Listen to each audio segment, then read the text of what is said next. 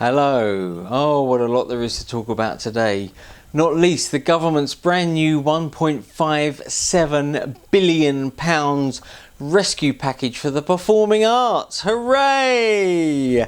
1.57 billion, that is equal to £1,570 million.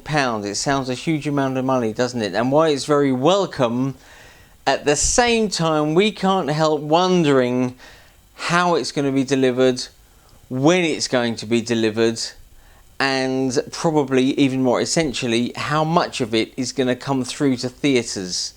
And then when you extend that to amateur and non-professional theatre setups, we have a sneaky feeling there's not going to be much at the end of the day. I'm not saying it's not a huge amount of money. It is massive, £1.57 billion. But let's not forget that this generous package is to be distributed among a multitude of arts, culture and heritage organisations in England, Scotland, Wales, Northern Ireland. That means museums, art galleries, theatres, independent cinemas, historic palaces, heritage sites, music venues. And when you take all that into account, how far will £1.5 billion really go? Also, it has come quite late in the day, hasn't it? Theatres have been crying out and screaming for financial support for weeks and months. So why has it come now? It's almost too little too late, I wonder. It's almost like Rishi Sunak and Oliver Dowden are trying to look like knights in shining armour. And now we've just heard, of course, that outdoor theatre performances can now go ahead. Fantastic. Isn't that wonderful? As long as social distancing is adhered to still, of course. And we've just been told, and we have got to clarify this, but we've just been told that if it's an amateur production, if it's amateur, non-professional production, you're not allowed to do any singing, you're not allowed to play any instruments, and there can only be 30 people present. That's cast, crew, and audience. It sounds ridiculous. If you really want to put something on, I mean, that's more like a rehearsal, isn't it, at the end of the day? A couple of days ago, I interviewed the musical theatre star, West End star, Ruthie Henschel. And Ruthie was more concerned about the state of her industry than she was talking about her rescheduled concert dates. She was due to play this April gone, which was obviously cancelled. It's now been rescheduled. Her 4 dates in the UK have been rescheduled to March next year, 2021. But she was more concerned to talk about the state of her industry and the plight of the desperation of people in her industry than she was about her own concerts, which is all credit to her. And it's interesting, when we talked about this financial package to £1.57 billion, Ruthie said that theatres will probably end up getting 5p at the end of the day, 5p each at the end of the day. Not surprisingly, Boris Johnson, Culture Secretary Oliver Dowden and Rishi Sunak, Chancellor, have been singing the praises of their new package. Of course they have.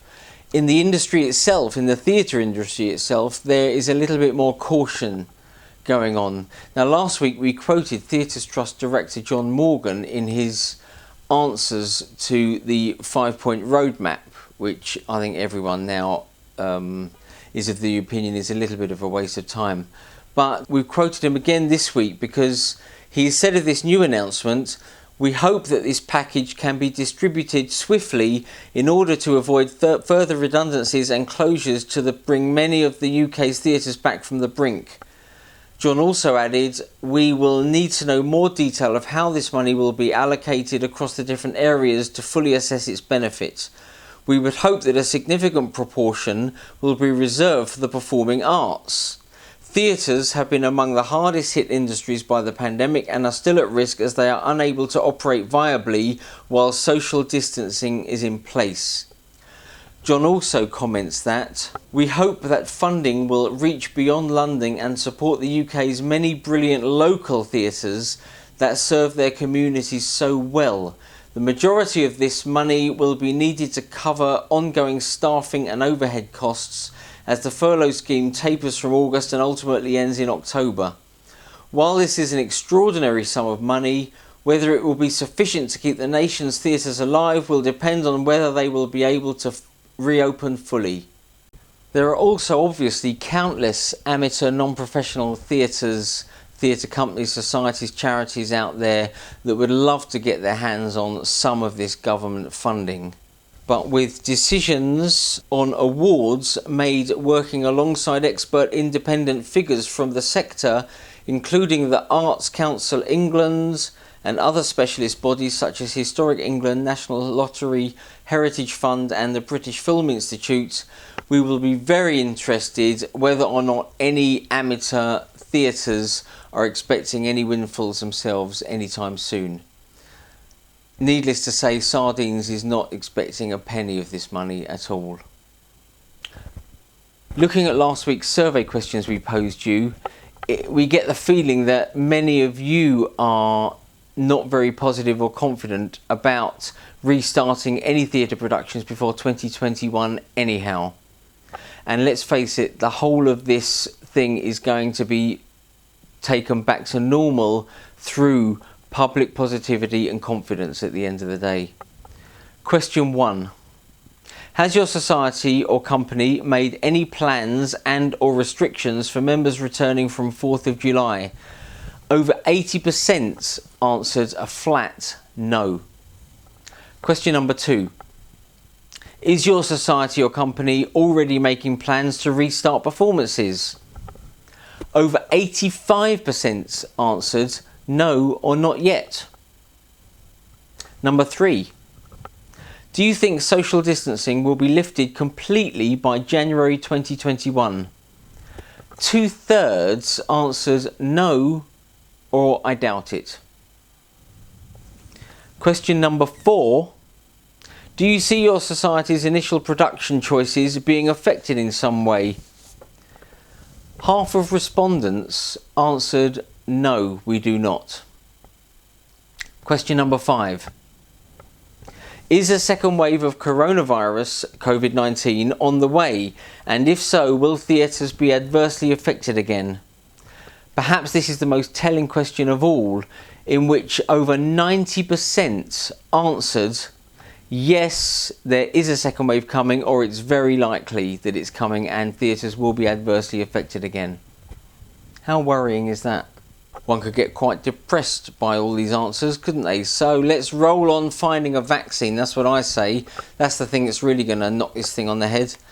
Anyway, don't forget, one lucky respondent of last week's survey has won a box of 63 CDs containing some of the all-time favourite musicals. That's West Side Story, Oliver, Phantom of the Opera, Grease, King and I, you name it, it's probably there. The winner is randomly chosen this morning, John Anthony from Newark. Congratulations, John. We'll be in touch with you straight away after this video and arrange to send you your prize. Congratulations, you're going to love the musical CDs. Meanwhile, back to business. As a result of the survey questions we've been asking over the last 2 or 3 weeks, we've been able to gauge from the amateur sector, and we thank you all very much for answering, those that have answered. It's been very, very helpful. It looks like we won't be able to publish another printed edition of Sardines until when the December-January issue would have come out. So that means, in effect, we're going to be dark or not printed for 6 months. That's half of 2020. Hopefully, fingers crossed, on the 1st of December, the next printed Sardines will be out. That said, we're now heading full steam and putting everything into getting our new website up and running.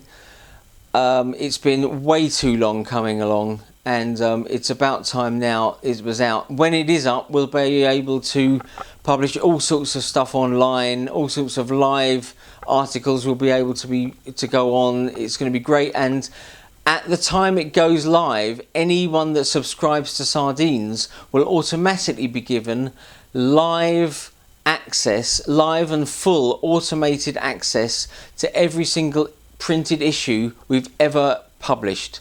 They'll be able to download all the PDFs and have a look at all the articles from every single issue, and we've issued 48 editions of Sardines now. So that's worth doing, isn't it? So like everything else, we need your support if you're able to give it. So if you can subscribe to Sardines now, that would be fantastic. There's a link to do that below this video, or if you're clicking through from the newsletter, there's also a link on the newsletter to subscribe to Sardines. Any help you can give us, any support you can give us will be greatly appreciated. And don't forget, anyone that is subscribed at the time the new website goes live will get automatic access to all the online subscription access as well as part of that package. So that's going to be fantastic. Thank you very much. That's all for now. If you like this video, please press the subscribe button and the little bell next to it to be notified of any videos we post in the future. Leave any comments you got below this video or on our Facebook and Twitter page. We'd love to hear from you. Stay safe, stay well. We will be back. Let's hope it's sooner rather than later. And let's all get outdoors and rehearse or play to our half a dozen people. Bye for now.